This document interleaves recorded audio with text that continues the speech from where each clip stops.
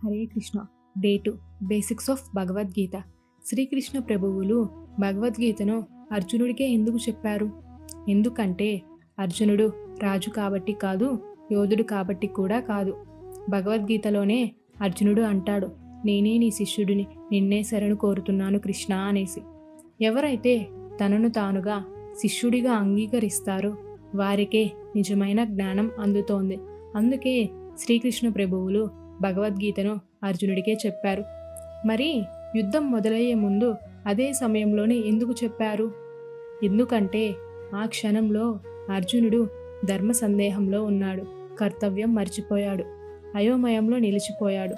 అందుకే ఆ సమయమే భగవద్గీతకు సరైన సమయం.